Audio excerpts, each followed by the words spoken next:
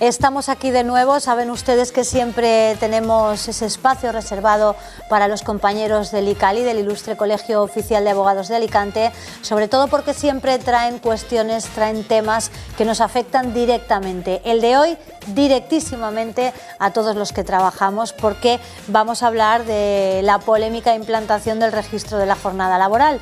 Así que para ello les presento ya a Pedro Milla, abogado, miembro de la sección de abogados especialistas en Derecho Laboral. Buenas tardes. tardes. ¿Qué tal, Pedro? Buenas tardes. Encantado de verte y volver aquí a estar contigo. Pues igualmente. A ver si mismo. podemos de alguna manera iluminar esos claros oscuros que hay en toda esta nueva reforma que ha habido del registro. Siempre y lo podemos conseguís, ayudar al ciudadano que... y al telespectador en todo lo que podamos. Hoy me imagino que también, que lo conseguiréis también. Vienes muy bien acompañado por el compañero Luis Marcos, abogado y además especialista en empresas, que seguro que nos aportará su visión de cómo están afrontando las empresas y los autónomos esto que ha sido una ola que nos ha barrido a todos, ¿no? Efectivamente. Bueno, pues... Buenas tardes y gracias por la invitación. Gracias a ti, Luis, como siempre, por venir. Iluminadnos, efectivamente, decirnos qué ha supuesto la implantación, en qué punto está esa implantación, cómo lo están llevando las empresas, en fin, bueno, cómo se está desarrollando. Realmente la regulación es muy escueta. Muy escueta, es decir, se ha introducido una reforma en el artículo 34 del Estatuto de los Trabajadores donde se establece la obligación de llevar este registro horario de la jornada de trabajo efectiva que realizan cada trabajador en la empresa. Una obligación que le corresponde a la empresa porque asimismo se ha establecido una reforma de la Ley de Infracciones y Sanciones en el orden social donde la no llevanza de este registro conlleva una sanción que se califica como grave para las empresas que no lleven a cabo este registro. Claro. Con lo cual es una parca regulación.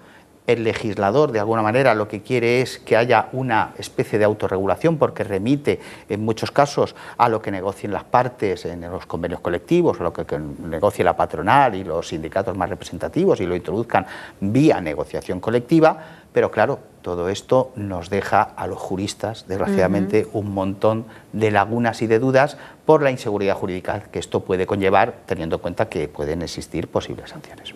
Claro. Hombre, la finalidad de la reforma, ya lo dijimos la otra vez, la finalidad de esta reforma yo entiendo y además lo que hay es esa reforma escueta en el Estatuto de los Trabajadores y en la Ley de Infracciones y Sanciones de orden social y lo único que hay es una guía que edita el Ministerio de Trabajo. Una guía que yo, con todos mis respetos, muchas veces la he leído en varias ocasiones y me genera muchas más dudas aún. No tiene valor jurídico, obviamente, no tiene valor normativo, pero claro, nos da las pautas de lo que el propio Ministerio de Trabajo, a través de la Inspección de Trabajo, pues va a considerar o no va a considerar cómo se tiene que desarrollar esto. Y aunque no tenga valor jurídico, pues hombre, si la Inspección de Trabajo o algún órgano dependiente del Ministerio de Trabajo nos sanciona en contra de lo que establece esta propia guía, pues estaríamos ante una auténtica paradoja. Oiga, usted me dice que yo tengo que hacerlo en una guía de una determinada manera, claro, o me da unos pautas, pero ahora usted no lo cumple. Al final lo interpretarán los jueces. Y luego el Ministerio hace esa guía, pero luego en la práctica nos encontraremos, me imagino, Luis, con situaciones muy diversas. Claro, ¿Cómo están afrontando las empresas? Bueno, teniendo en cuenta que nosotros somos una zona geográfica donde nuestro tejido productivo fundamentalmente pues son muchos autónomos, pequeñas empresas, pymes en definitiva, que tienen situaciones concretas o se dedican especialmente a asuntos comerciales, al comercial de turno que vemos que se desplaza con su vehículo a visitadores, en definitiva, determinados agentes de empresas que de alguna manera, pues con esta norma en la mano, como bien ha dicho el compañero Pedro, con esas lagunas, que no se nos dice cómo hay que fichar, cómo hay que establecerlo, en definitiva, pues se hace muy difícil su aplicación. Es cierto que el espíritu del Gobierno en este caso es bueno, se busca pues de alguna manera dignificar el mundo laboral y de alguna manera acabar con esa precariedad laboral que tanto nos acecha y sin duda alguna también tiene un objetivo fundamental que es repartir mejor el tiempo de trabajo y buscar esa conciliación, buscar en definitiva hacer frente a esos desafíos de futuro que se marcan hoy en día fundamentales, porque hoy no hay trabajo para todos. Con la robotización vendrá un fenómeno todavía en el que tendremos menos trabajo, y ese trabajo, el poco que hay, ese pastel hay que compartirlo, y por tanto, pues esa es la finalidad. Pero realmente, si se me permite decirlo, estamos ante un decreto que no es una postura de un legislador, se ha hecho deprisa y corriendo y se han dejado muchos temas sin resolver. Eres muy bueno, Luis, pero yo creo que no es esa la única finalidad, y te apostillo, incluso en la propia guía lo dice.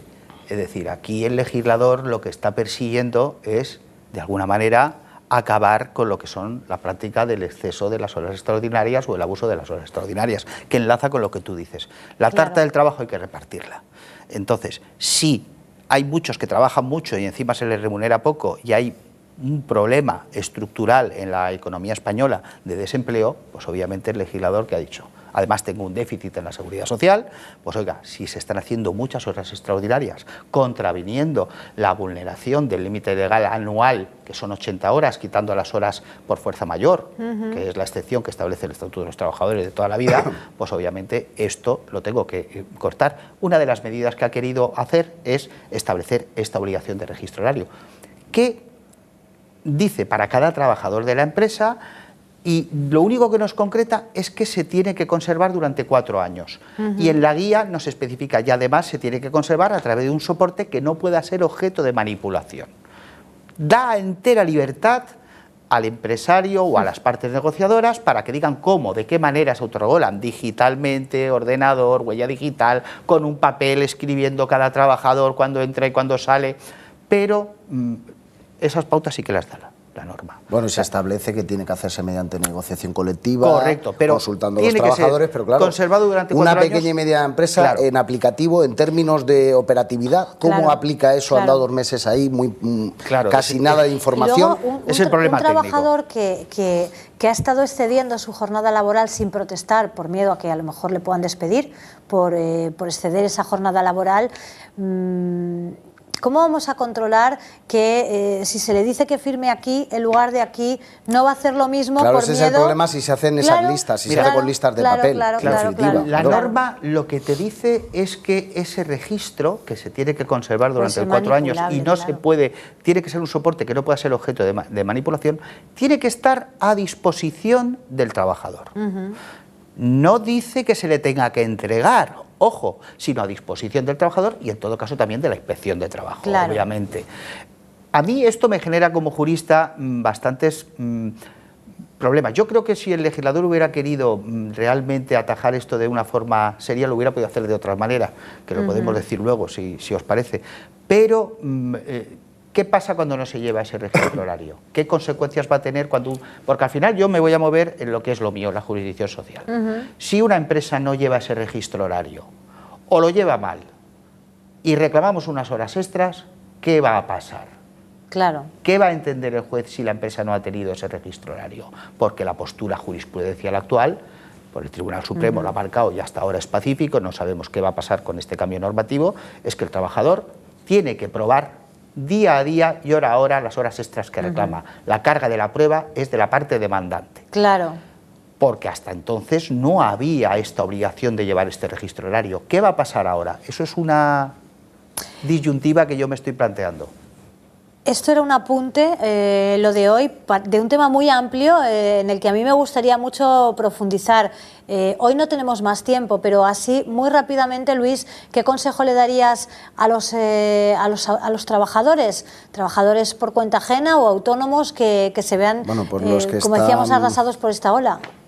De alguna manera, los que le influye este cambio normativo, pues que vayan aplicándolo convenientemente, es decir, hay que hacerlo porque, como bien ha dicho el compañero Pedro, hay sanciones y evidentemente, pues yo creo, más que darles un mensaje a ellos, lo que tenemos que hacer es darle un mensaje a la administración laboral de este país y decirle que esto se tiene que concretar. Y ahora vamos a tener ya, por fin, el gobierno que va a tomar posesión en breve, pues un gobierno que ha salido de las urnas, que tiene un mayor refuerzo y puede plantear una mayor regulación de este tema, porque no podemos dejar en manos de los administrados la regulación. Claro. Es el poder público quien tiene que regular esto. Y evidentemente yo lo que les diría es a los empresarios que ánimo, porque además tenemos pequeñas empresas y lo que tenemos que reclamar a los poderes públicos es que estas pequeñas empresas que no tienen esos medios que tienen las grandes, que ya lo llevan aplicando, es que se le den los medios adecuados para hacerlo. Introducir un pequeño matiz solo, no nos da tiempo. Bueno, pues si nada, es muy simplemente pequeño... deciros que no afecta a los trabajadores autónomos. Ajá. O sea, el trabajador autónomo por cuenta propia que no tiene trabajadores no tiene que llevar registro horario. Solamente son las empresas que tienen trabajadores o los trabajadores autónomos que tienen trabajadores por cuenta Buena ajena. precisión. Bueno, esto es que da para un programa... Sí, esto yo da creo para que... un alcierre. Correcto. Para un alcierre, que tenemos una hora para contar todo, Correcto, todo se nos bien. ha pasado el tiempo volando. Cuando nos invites, Lo vamos a estaremos ahí hacer, contigo. lo vamos a hacer. Un Muchísimas placer. gracias a Un los placer. dos. A vosotros y al Colegio de Abogados. Nos vamos de nuevo a publicidad, pero enseguida retomamos. Hasta ahora mismo.